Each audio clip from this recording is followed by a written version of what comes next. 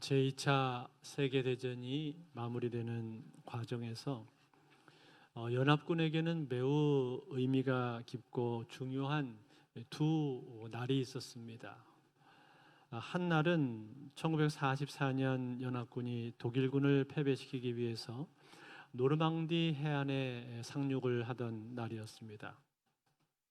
이날 상륙작전에서 성공함으로 말미암아 연합군은 결정적인 승리를 확보하게 되었습니다. 그래서 이 날을 가리켜서 연합군들은 D-Day, Decision Day, 결정의 날이다라고 그렇게 불렀습니다. 그렇지만 이 날이 전쟁의 끝은 아니었습니다. 사실 연합군은 이날부터 독일군의 가장 격렬한 저항에 부딪히게 됩니다. 그러나 결국 연합군은 독일군의 수도인 베를린을 점령했고 전쟁을 종식을 시켰습니다. 그 베를린이 함락되던 그 날이 바로 결정적인 승리가 성취가 되는 순간이었던 것이죠. 그날을 일컬어서 연합군들은 말하기를 V-Day다, Victory Day, 승리의 날이라고 그렇게 말을 했습니다. 신학자들은 흔히 이 두 개의 중요한 날, 즉 노르망디 상륙 작전의 날이었던 D-Day와 베를린 함락의 날이었던 V-Day를 예수님의 초림과 재림이라고 하는 이 두 개의 중요한 사건에 비유하기를 좋아했습니다. 예수님께서는 이 땅에 오셔서 우리의 죄를 담당하시고 십자가에 죽으시고 부활을 하셨는데 그 순간, 즉 초림의 결정적인 순간 그리스도의 죽음과 부활로 말미암아 우리는 구원을 경험하게 된 것이고 저와 여러분들의 신앙에 결정적인 승리를 확보하게 된 것입니다. 그래서 우리는 그 날을 일컬어서 우리 신앙의 D-Day라고 그렇게 말을 할 수가 있을 것입니다. 그렇지만 싸움은 여전히 끝나지 않았습니다. 우리는 아직도 격렬한 사탄의 저항을 받으면서 이 땅을 살아가고 있습니다. 이 싸움이 언제쯤 끝나게 될까요? 예수님께서 다시 오시는 재림의 날, 그날 사탄을 완전히 패배시키고 우리는 영원한 승리를 쟁취하게 될 것입니다. 이 재림의 그 날을 가리켜서 우리 크리스찬들은 V-Day라고 말할 수가 있을 것입니다. 그렇다면 저와 여러분이 살고 있는 오늘, 이 오늘이라고 하는 이 시간은 무슨 의미가 있는 것입니까? 소위 D-Day와 V-Day 그 사이에 있는 시간, 즉 예수님의 초림과 재림 사이에서 하나님의 나라가 진행되어 가고 있는 그 시간 속을 우리는 지금 살아가고 있는 것입니다. 오늘 우리는 예수님을 통해서 죄사함과 구원을 받게 되었고 기쁨과 평화를 누리면서 이 땅을 하나님의 은혜 가운데서 살아가고 있습니다. 그럼에도 불구하고 아직도 우리는 싸움을 계속하고 있습니다. 이 싸움 가운데서 때로는 우리가 넘어지기도 하고 쓰러지기도 하고 또 실패를 경험하게 되기도 합니다. 그러면서 동시에 때로는 심각한 고난에 직면을 할 때도 있습니다. 이 고난은 우리로 하여금 말할 수 없는 깊은 내부로부터의 탄식과 신음이 나오게 하는 것이죠. 여러분, 오늘 우리가 읽은 이 본문은 소위 우리를 둘러싸고 있는 중요한 세 가지의 탄식에 대해서 말을 해주고 있습니다. 동시에 이 탄식이 변해서 어떻게 영광으로 바뀔 수가 있는가 하는 것을 오늘 사도 바울은 우리에게 증언을 해주고 있습니다. 오늘 본문이 시작되고 있는 18절 말씀을 한번 읽어보겠습니다. 생각하건대 현재의 고난은 장차 우리에게 나타날 영광과 비교할 수 없도다. 자, 여기 보니까 중요한 두 개의 단어가 나오고 있는데 하나는 고난이라는 단어이고 또 하나는 영광이라는 단어입니다. 그런데 여러분, 그 다음 절부터 보시면 이 고난이라는 단어 대신에 이제 이 고난이 우리의 삶 가운데 구체적으로 낳게 되는 세 가지의 탄식에 대해서, 탄식을 말을 해주고 있는데 그 탄식이 무엇입니까? 제일 첫 번째로 나오는 탄식은 바로 피조물의 탄식입니다. 22절을 보시면 피조물이 다 이제까지 함께 탄식하며 함께 고통을 겪고 있는 것을 우리가 아느니라. 자, 성경은 피조물이 탄식을 하고 있다, 그렇게 말을 해줍니다. 즉 자연 만물이 탄식을 하고 있다, 그런 뜻이죠. 여러분, 우리는 보통 생각을 할 때 자연 만물을 바라보면서 우리를 둘러싸고 있는 그 자연 만물들이 아름답다고 생각을 합니다. 맞습니다. 우리 주변에 있는 자연은 아름답습니다. 그러나 이것은 피상적인 관찰에 불과합니다. 왜냐하면 자연의 깊은 내면을 한번 들여다보게 된다면 자연도 역시 탄식과 신음으로 가득 차 있다라는 것을 우리는 쉽게 발견을 할 수가 있습니다. 왜 그럴까요? 왜냐하면 인간의 타락과 범죄 때문에 그렇습니다. 아담의 타락 이후로 땅은 가시덤불과 엉겅퀴를 내게 되었고 사람들은 땀을 흘려야만 먹고 살 수 있는, 땀을 흘려야 과실을 먹을 수 있는 그런 상황으로 바뀌게 되었습니다. 즉 이 죄라고 하는 것은 인간에게 절망을 안겨주었을 뿐만 아니라 자연도 부패를 시키고 온 피조물들에게 고통과 탄식을 안겨주게 되었다고 성경은 우리에게 말을 해주고 있습니다.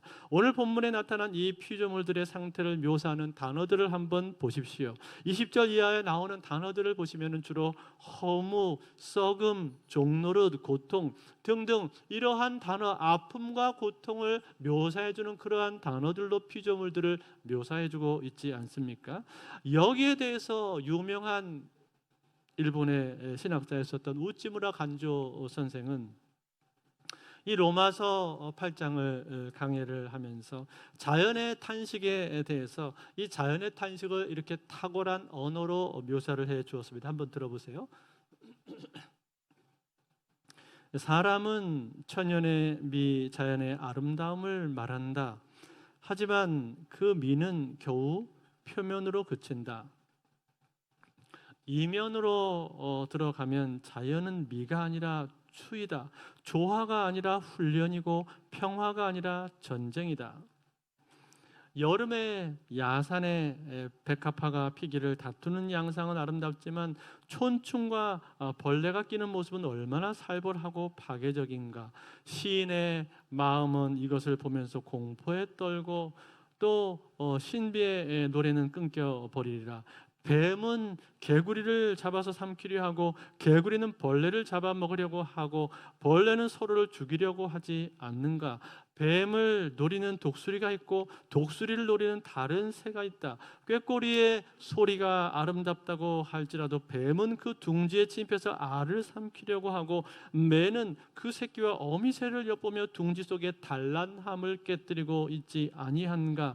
여름의 숲은 결코 에덴의 동산이 아니다. 수중에서도 역시 마찬가지다. 연못에 몇 마리의 기성장어가 있으면 다른 어리들은 복부에 구멍이 뚫리고 피를 빨리우고 쓰러져서 그 자취를 감추기에 이르른다. 그들의 삶을 두려워함은 아주 심각하다. 고양이가 쥐를 가지고 희롱하는 모습을 보라. 쪽제비가 닭을 습격하는 모습을 보라. 무정하기 그지없고 잔인하기가 짝이 없다. 꽃피는 벚나무는 아름답지만 그 새잎을 갉아먹는 벌레는 보기에도 소름이 끼치고 소를 먹는 청귀뚜라미며 벼를 말라 죽게 하는 비류들은 이루 다 셀 수가 없다. 실로 귀를 땅에 대고 한번 들어보라. 자연의 신음소리가 들리지 아니하는가. 가로되 나는 아프다. 나는 고통스럽다. 인자여 나를 빨리 구원하라. 모두 함께 하나님의 아들의 영광스러움에 들어가기를 원하노라. 이렇게 묘사를 해 주었습니다. 사랑하는 성도 여러분, 얼마나 탁월한 묘사입니까? 오늘 본문은 이 피조물에 대해서 말하면서 그들은 진정한 회복을 기다리고 있다고 말해주고 있습니다. 뭘 기다리는 겁니까? 19절에 보시게 되면은 피조물이 고대하는 바는 하나님의 아들들에 나타나는 것이니, 피조물 즉 자연은 주님이 재림하실 때 그 회복될 그 모습으로 하나님의 자녀들이 나타나게 될 것을 기다리고 있다라는 겁니다. 여러분, 하나님의 자녀들이 누굽니까? 바로 저와 여러분들 믿는 성도들을 말해주고 있는 거죠. 그 날에는 피조물도 가장 영광스럽게 회복이 될 것이기 때문에 그들이 이것을 기다리고 있다라는 가는 겁니다. 그리고 그때야 비로소 자연은 그 회복된 영광을 가지고 인간을 온전하게 섬기게 될 것입니다. 물론 지금도 그들은 우리를 섬기고 있기는 합니다만, 그러나 타락한 자연은 불완전한 모습으로 부분적인 형태로 그 아름다움과 축복과 혜택을 우리에게 나눠주고 있는 것입니다. 때문에 오늘날 우리가 살고 있는 이 시대는 지진과 기근과 홍수와 해일 등 각종 재난들이 우리에게 계속 있을 수밖에 없는 것이고, 또 야생에서는 서로 물고 죽이는 피비린내 나는 생존 싸움이 치열할 수밖에 없는 것입니다. 그러나 그날에는 이제 다르다는 것입니다. 야생 동물과 가축들은 평화롭게 서로 공존하게 될 것이고, 심지어는 가장 사나운 짐승들이나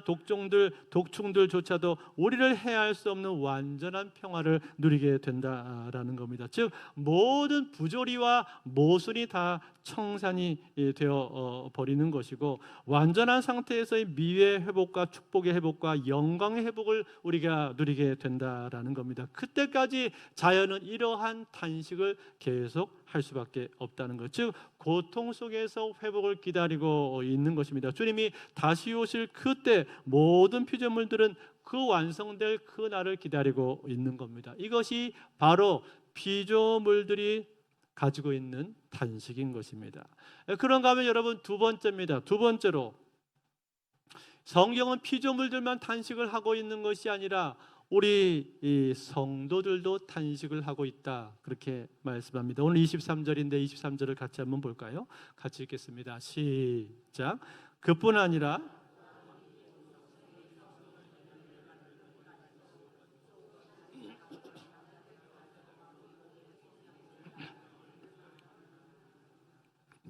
자, 여기서 말하는 이 성령의 처음 익은 열매를 받은 우리, 이 우리가 누구를 말하는 겁니까? 바로 성도들을 말해주고 있는 것이죠. 즉 성도들이 탄식을 하고 있다라는 겁니다. 또 여기 열매라고 했는데, 이 열매라는 이 단어는 원문에 보면 복수로 되어 있습니다. 이것은 우리가 예수 그리스도를 구세주와 주님으로 영접했을 때 성령께서 우리에게 허락해 주시는 수많은 축복들을 말해주고 있는 겁니다. 즉 죄사함과 구원을 받고 기쁨을 누리고 마음속에 깊은 평안이 우리의 심령 속에 임하기 시작하는 것들입니다. 이러한 모든 내용들, 즉 구원과 기쁨과 평안, 이런 것도 우리가 예수님 앞에 나올 때 누리게 되는 일종의 열매다라는 겁니다. 열매라고 말할 수가 있다라는 거예요.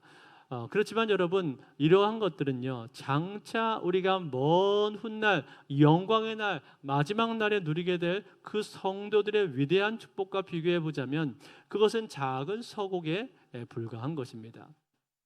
창세기에 보면은 아브라함의 종이 어느 날 자기 주인의 아들 그 이삭의 신부감을 구하기 위해서 자기 주인의 원래 조상이었던 먼 지방을 향해서 떠나는 여행을 하는 장면이 나오게 됩니다. 그때 이 종은 자기 이 주인의 아들의 그 신부감인 리브가를 발견하게 되었는데, 그 리브가를 만나고 나서는 얼마나 그가 기뻐했는지 모릅니다. 그래서 만나자마자 자기가 준비해온 선물들을 그녀에게 다 안겨주기 시작을 합니다. 금 반지며 손목걸이며 귀걸이며 팔걸이 등등 그것을 다 그녀에게 주었습니다. 그리고 나서 계속해서 자기 주인이 얼마나 위대한 분이신지, 또 앞으로 장차 그녀가 함께 살게 될 그 신랑은 얼마나 따뜻하고 좋고 귀한 분이신지 거기에 대해서 설명을 합니다. 여러분, 이때 리브가가 받았던 이러한 여러 가지 선물들은 다 뭡니까? 이것은 장차 그녀가 받을 축복에 비하면 작은 서곡에 불과한 것이죠. 그가 이제 그 집에 가서 살면서 누리게 될 축복에 비하면 작은 서곡에 불과한 것들이라, 그런 말이에요. 또 이것은 마치 가나안 정탐꾼들이 적과 꿀이 흐르는 그 가나안 땅을 정탐하고 돌아왔을 때 손에 들고 왔었던 여러 열매들하고 비슷한 것입니다. 그들은 각종 포도나무 열매와 무화과나무 열매, 귤 등을 가지고 와서 백성들에게 그것을 맛보게 해주었는데, 그 열매들을 맛보면서 백성들은 장차 그들이 적과 꿀이 흐르는 그 땅에 들어가서 계속해서 맛보게 될 아름답고 풍성한 열매들과 그 과실수들을 그들은 상상할 수가 있는 것이고, 동시에 그 땅에서 그들이 보게 될 멋진 광경들을 그들은 그려볼 수가 있지 않겠습니까?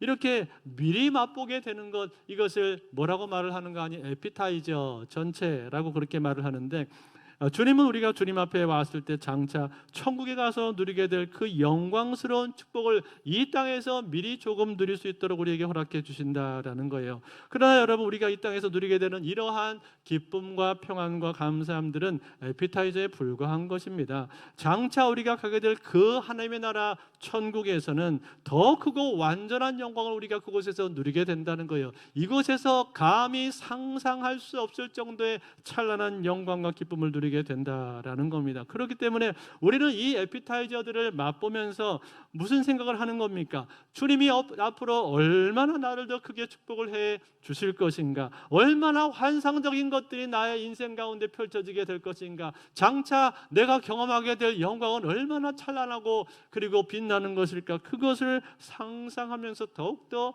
기대하게 만들어준다라는 것입니다. 그러나 여러분, 실제로 우리가 이 땅에서 삶을 살아가면서 이 땅에서 신앙생활 하는 동안에는 어떻습니까? 우리가 기대했던 축복보다는 이 땅에서 우리가 삶을 살아갈 때는 실제로 많은 고난들을 겪게 됩니다. 많은 고난을 만날 때가 많습니다. 그렇다면 여러분, 이처럼 하나님께서 우리를 위해서 놀라운 축복을 예정하시고 약속해 주셨는데도 불구하고 그 하나님께서 구원의 첫 번째 축복을 맛보게 하신 뒤로 우리로 하여금 이처럼 삶 가운데 많은 어려움과 고난을 겪도록 이러한 것들을 허락하시는 이유는 도대체 그 이유가 무엇입니까? 오늘 30절을 보게 되면 우리가 그 이유를 짐작을 해볼 수가 있는데, 30절 이렇게 말을 해주고 있습니다. 같이 읽어볼까요? 시작. 또 미리 정하신 그들을 또한 부르신 그들을 또한 의롭다 하시고 의롭다 하신 그들을 또한 영화롭게 하셨느니라. 아멘. 하나님 우리를 작정하시고 부르셨습니다. 그리고 주의 자녀가 되게 하셨습니다. 즉 우리의 죄를 용서하시고 의롭다 칭하신 거예요. 이 의롭다 칭함을 받고 하나님의 자녀가 된 우리들을 향해서 하나님께서 하시는 궁극적인 약속이 무엇입니까? 그것은 마지막 최종적으로 우리를 영화롭게 하신다라는 겁니다. 영화, 글로리피케이션, 주님처럼 닮아가는 것, 주님처럼 되는 것, 이게 영화란 말이에요. 즉 기독교 구원 교리의 가장 마지막 최고 절정은 바로 이 영화입니다. 글로리피케이션이라는 거예요. 우리는 주님이 재림하실 때 비로소 이 영화를 맛보게 될 것입니다. 그렇지만 영화롭게 되기 전까지의 과정에, 그 과정 가운데는 항상 무엇이 있다는 겁니까? 고난이 있다는 거예요. 왜 그렇습니까? 그 대답이 29절에 나옵니다. 29절 이렇게 되어 있습니다. 하나님이 미리 아신 자들을 또한 그 아들의 형상을 본받게 하기 위하여 미리 정하셨으니 이는 그로 많은 형제 중에서 마자들이 되게 하려 하심이니라. 하나님 우리를 작정하시고 부르셨는데 그 삶 가운데는 고난을 허용하시면서 섭리하시는 그 이유가 무엇인가? 그것은 바로 하나님의 아들이신 그리스도 예수를 닮게 하기 위함이라는 거예요. 그리스도 예수를 본받게 하기 위해서 그렇게 허락하신다는 것. 즉 그로 말미암아 그러한 과정을 통해서 우리의 인격이 성숙해지게 되는 것이고 우리가 그리스도를 닮아가게 되는 것이고 우리의 삶이 거룩해지게 된다라는 겁니다. 이것이 바로 성도들이 영화로움을 약속을 받고도 이 땅에서 우리가 피할 수 없는 고난과 더불어서 살게 되는 중요한 이유인 거예요. 그런가 하면 여러분 또 한 가지 이유가 하나가 더 있는데, 그것은 성도들의 삶 가운데 피할 수 없는 고난이 있는 또 한 가지 이유는 무엇인가?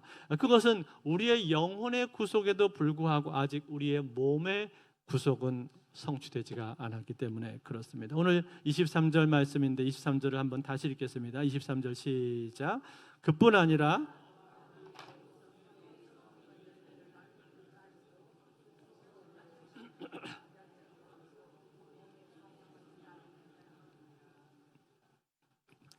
자, 우리의 영혼은 구원을 받았음에도 불구하고 아직 우리의 몸은 시공간의 제약을 받고 있습니다. 또 우리는 본능적인 욕망의 제한을 받고 있기 때문에 때로는 굶주릴 때도 있고 아플 수도 있고 또 병들 수도 있습니다. 그래서 우리는 때때로 신음하고 탄식을 할 수밖에 없다라는 겁니다. 뿐만 아니라 어떤 때는 참으로 긴 고난의 터널과 같은, 그 어두운 터널과 같은 긴 터널을 통과해야 되는 그러한 어려움을 우리가 겪을 때도 있습니다.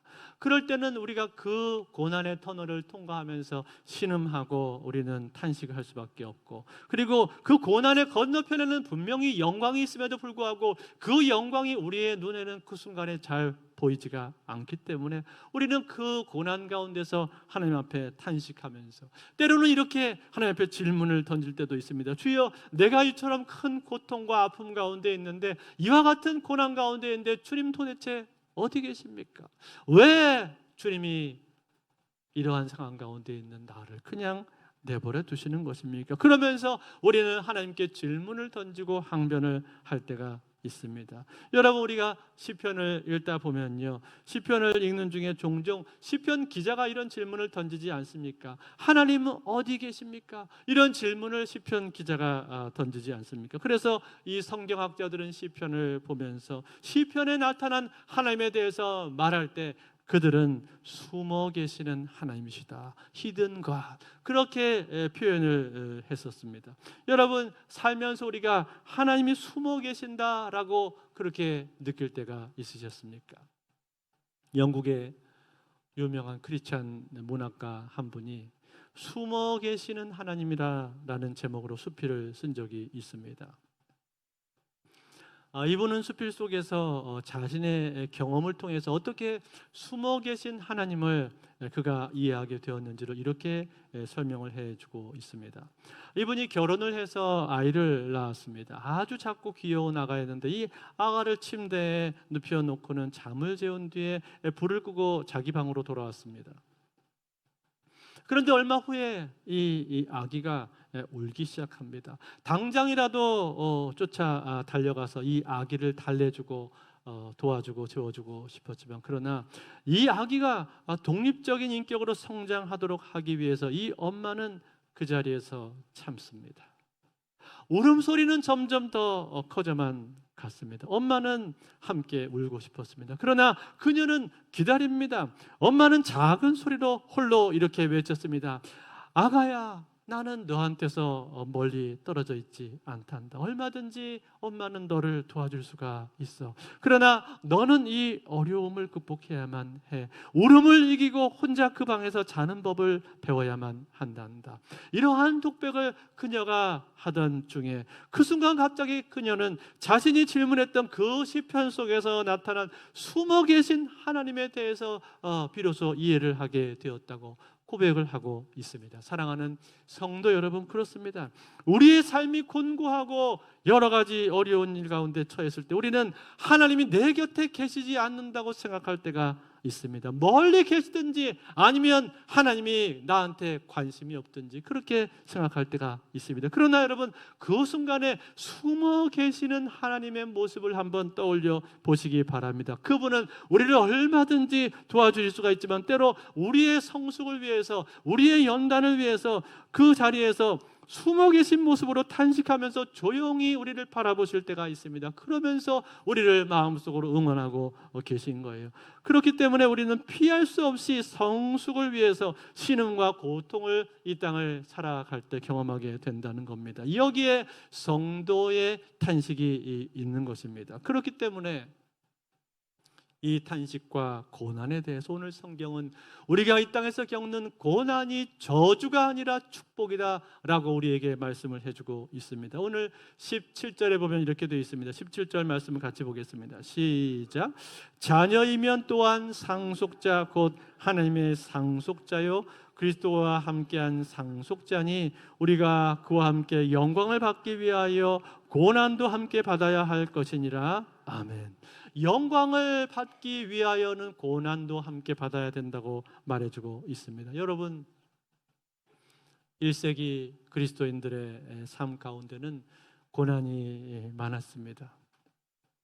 그들은 예수 믿는다는 이유로 경제적인 불이익을 당해야만 했었고, 또 상인협회였던 길드에도 그들은 가입할 수가 없었고, 온갖 핍박과 모함과 갖은 모욕을 다 당해야만 했었습니다. 그것이 그들이 겪었던 고난이었는데, 그 고난 가운데서 그 고난이 있었기 때문에 그들이 얻게 되었던 한 가지 유익이 있습니다. 그것이 무엇인가? 그것은 하나님과의 관계가 더 깊어졌다는 거예요. 오직 하나님만을 더욱더 그들은 바라보게 되었다라는 거예요. 하나님 외에는 다른 곳에는 소망이 없었기 때문에 오직 하나님만을 바라보고 오직 주님만 기다리는 그 재림신앙이 그들에겐 더욱더 굳건하게 세워지게 되었다라는 겁니다. 그것이 그들의 축복이었고 그것이 그들의 영광이었다는 거예요.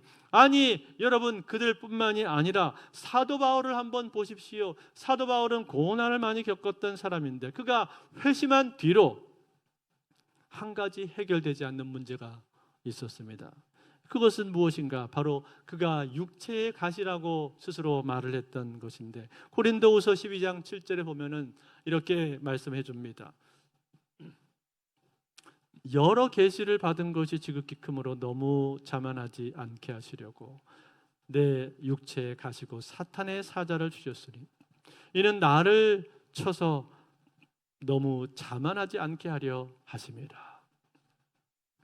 이 육체의 가시, 사탄의 사자에 대해서 어떤 사람들은 이것을 사도 바울의 간질이라고 말을 하기도 하고 어떤 사람들은 안질로 보기도 합니다. 보통 간질로 주로 많이 보는데, 여러분, 간질병을 가지고 있었으니 이 사람이 얼마나 힘들고 어려웠겠습니까?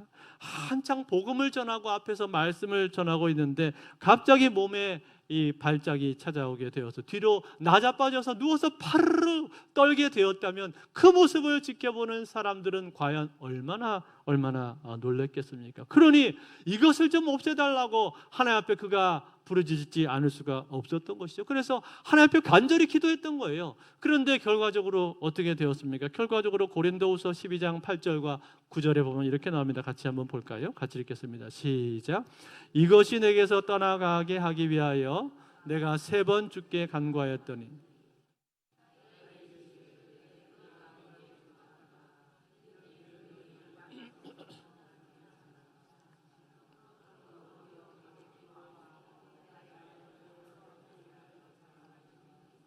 이는 그리스도의 능력이 내게 머물게 하려 함이라. 아멘.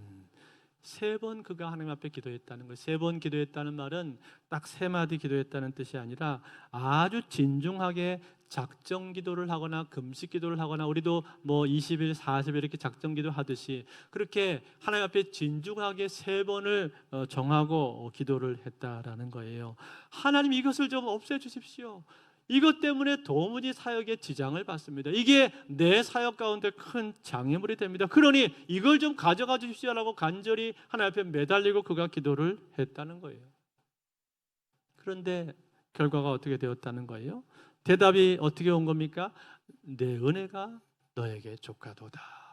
하나님께서 그렇게 말씀해 주셨다는 거예요.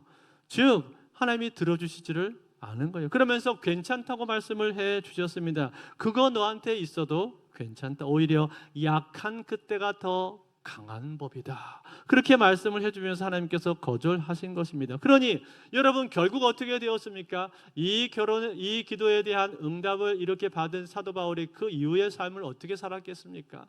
하나님 앞에 그가 설교하거나 복음을 전하기 위해서 앞에 설 때마다 어떻게 할 수밖에 없어요? 매달릴 수밖에 없는 거예요.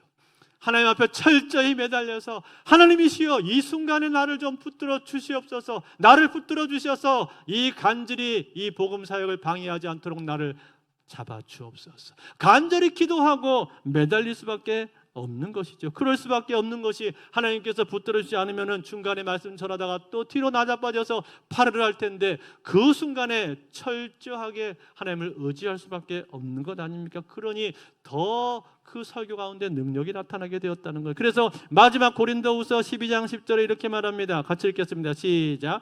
그러므로 내가 그리스도를 위하여 약한 것들과 능욕과 궁핍과 박해와 곤고를 기뻐하노니 이는 내가 약한 그때의 강함이라. 아멘.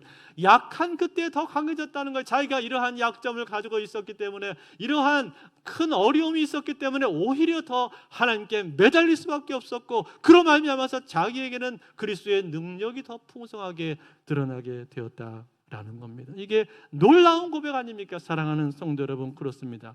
우리의 삶 가운데는 고난이 찾아올 때가 있습니다. 내 삶 속에 어려운 일이 생길 때가 있고, 나에게 여러 가지 해결되지 않는 문제, 약점들이 있을 때가 있습니다. 그 고난 자체로는 너무나 힘겹고 눈물겹고 어렵지만, 그러나 그 고난이 우리에게 있다고 해서 반드시 저주는 아니라는 거예요. 왜냐하면 그 고난을 통과하는 과정 가운데 우리는 그 고난 가운데서 하나님을 더 바라볼 수밖에 없고, 하나님을 더 의지할 수밖에 없고, 하나님 외에는 다른 길이 없다는 것을 발견하게 되기 때문에 더 하나님께 붙잡힌 삶을 살게 되는 것입니다. 그래서 이 고난이 축복이라고 말하는 거예요. 그래서 오늘 사도 바울은 우리가 이 영광을 받기 위하여는 고난도 함께 받아야 할 것이니라 라고 말씀해주고 있는 거예요. 그러므로 사랑하는 성도 여러분, 오늘 여러분들의 삶 가운데 고난이 있습니까? 어려움이 있습니까? 해결되지 않는 문제가 있습니까? 그렇다면 그 고난 가운데서 나를 향하신 하나님의 뜻이 무엇인가를 잘 분별하시기를 바랍니다. 그리고 그 고난 속에서 그 문제가 당장 해결되지 않는다고 할지라도 숨어 계시면서 나를 응원하고 계시는 하나님, 그뿐만 아니라 그 고난을 통해서 나를 빚어가시고 연단시키기를 원하시는 하나님, 그리고 사도 바울이 그랬던 것처럼 그 고난이 있기 때문에 오히려 나로 하여금 하나님을 더 바라보고 의지하게 만들어 가시는, 그래서 나를 영화로 데려가시는 그 하나님의 손길을 바라보면서 하나님을 잠잠히 신뢰하실 수 있기를 바랍니다. 마지막 세 번째입니다. 오늘 본문은 또한 성령의 탄식을 우리에게 말씀해 주고 있습니다. 26절 말씀 같이 읽겠습니다. 시작. 이와 같이 성령도 우리의 연약함을 도우시나니 우리는 마땅히 기도할 바를 알지 못하나 오직 성령이 말할 수 없는 탄식으로 우리를 위하여 친히 간구하시느니라. 아멘. 여러분, 성령이 우리 안에서 탄식한다고 하는데 성령이 왜 탄식을 하는 거예요? 성령이 당신 자신의 문제로 탄식을 하는 것이 아닙니다. 그런 피조물들을 바라보면서 탄식하시는 거예요. 하나님의 영광을 위해서 창조된 피조물들이 오히려 그 영광을 잃어버리고 고통과 싸움 가운데서 또 사륙의 경쟁 속에서 빠져있는 그 괴로운 모습을 보면서 성령은 탄식을 하시는 것이고, 뿐만 아니라 이 피조물들 가운데서 가장 으뜸이 되고 영광스러운 피조물인 우리 사람을 보면서도 그 하나님의 형상을 따라서 지음받은 사람들이 하나님의 뜻에 따라 살아가지를 못하고 고통 속에서 신음하고 탄식하는 그 모습을 볼 때도 성령께서는 함께 탄식을 하신다라는 겁니다. 즉 그리스도의 보혈로 죄사함을 받고 구원받은 하나님의 자녀들이 죄 속에 빠져서 허덕이고 비틀거리고 방황하고 절망할 때 그 모습을 보면서 성령님은 탄식을 하시고, 또 우리 삶 가운데 고난에 처해서 어려움을 겪고 있는 그 성도들을 보면서 함께 탄식을 하신다라는 거예요. 그러나 여러분, 이 성령님의 탄식은 반드시 절망적인 비탄이 아닙니다. 왜냐하면 성령은 이 탄식을 통해서 우리를 돕기 원하시는데 어떻게 도우십니까? 26절에 나온 것처럼 이와 같이 성령도 우리의 연약함을 도우신다 그렇게 하셨는데 어떻게 도우십니까? 우리를 위해서 친히 간구하심으로 도우신다라는 거예요. 여러분, 내 삶이 답답하고 흔들리고 그리고 어두운 터널과 같은 곳을 통과하고 있을 때, 광야 같은 곳을 통과하고 있을 때, 그때 그 막막한 지점에서 도대체 내가 어떻게 기도를 해야 되는 것인가, 무엇을 어떻게 기도해야 될지도 잘 모르겠다, 그렇게 여러분 막막한 순간을 경험한 적이 있으십니까? 그럴 때 그 방황하는 성도들의 삶을 보면서 성령께서는 어떻게 하시는가, 우리를 위해서 간구를 해 주신다라는 거예요. 우리를 대신 위해서 기도해 주신다는 거예요. 그런데 놀라운 건 뭔지 아세요? 그 성령께서 하시는 기도는 하나님의 마음에 합한 기도라고 말합니다. 오늘 27절에 보시면 마음을 살피시는 이라가 성령의 생각을 아시는 이는 성령이 하나님의 뜻대로 성도를 위하여 간구하심이니라. 아멘. 하나님의 뜻대로 간구하신다 그렇게 말씀했잖아요. 여러분, 우리가 하나님 앞에 기도를 하기는 합니다만 우리의 기도가 하나님의 뜻에 맞지 않는 기도를 할 때도 얼마나 많습니까? 내 욕심과 욕망과 나의 개인적이고 혹은 또 인간적인 뜻으로 사로잡혀서 기도할 때가 얼마나 많습니까? 그래서 여러분 우리가 기도를 하는데도 지나고 보면 어떤 때는 야 그렇지 만약에 그때 하나님께서 내 기도를 그대로 응답하셨다면 어떻게 할 뻔했나 오히려 큰일 날 뻔했네 하고 뒤늦게야 그것을 깨닫고 자기의 가슴을 쓸어내리곤 할 때도 있지 않습니까? 그런데 여러분 성령께서는 어떻다는 거예요? 성령은 그렇지 않고 하나님의 뜻에 맞는 기도 하나님께서 기뻐하시는 기도를 나를 위해서 정확하게 해주시는 분이 바로 성령 하나님이시다라는 겁니다. 그러므로 사랑하는 성도 여러분, 오늘 우리는 내 마음대로 내 욕심대로 내 뜻대로 내 기도대로 응답하지 않으신 하나님을 오히려 찬송하실 수 있기를 바랍니다. 성령께서 내게 무엇이 필요한지를 나보다 더 잘 아십니다. 그래서 나보다 나를 더 잘 아시는 그 성령 하나님께서는 내 과거를 아시고 현재를 아시고 나의 미래를 아실 뿐만 아니라 무엇이 나에게 필요하고 무엇이 나에게 최선인가 그것을 분명히 아시기 때문에 그 아시는 성령 하나님께서 나의 진정한 필요를 놓고 그것을 위해서 나를 대신해서 간구해 주신다라는 거예요. 그러므로 사랑하는 성도 여러분, 내 삶의 비틀거림과 부정직함과 나의 그릇된 선택에도 불구하고 오늘날 내가 여기까지 버티고 서 있는 그 이유는 바로 성령님의 기도요 간구 때문에 그 성령님의 도우심 때문에 오늘날 내가 이 자리에 서 있는 줄로 믿습니다. 그것을 감사하십시오. 사랑하는 성도 여러분, 오늘 우리는 이 성경을 통해서 세 가지의 탄식을 살펴보았습니다. 피조물의 탄식이 있고 우리 성도들의 탄식이 있고 그리고 그것을 바라보는 성령의 탄식이 있습니다. 그러나 이러한 모든 불완전함과 부족함과 연약함에도 불구하고 하나님께서는 반드시 합력하여 선을 이루어 가실 것입니다. 왜냐하면 현재의 고난은 장차 나타날 영광과 좋게 비교할 수 없다고 말씀하셨기 때문에 그렇습니다. 그러므로 사랑하는 성도 여러분, 오늘 우리는 우리에게 보장된 저 미래의 영광과 찬란함을 바라보면서 현재의 탄식과 고난을 믿음으로 이겨내기를 바라고 동시에 우리 안에 나를 대신해서 간구하시는 그 성령의 간구하심을 바라보며 성령께 간절히 의지함으로 말미암아 우리의 남은 인생을 고난을 통과할 때 영광을 바라보면서 통과하며 승리하실 수 있는 저와 여러분들이 다 되실 수 있기를 우리 주 예수 그리스도의 이름으로 축원드립니다.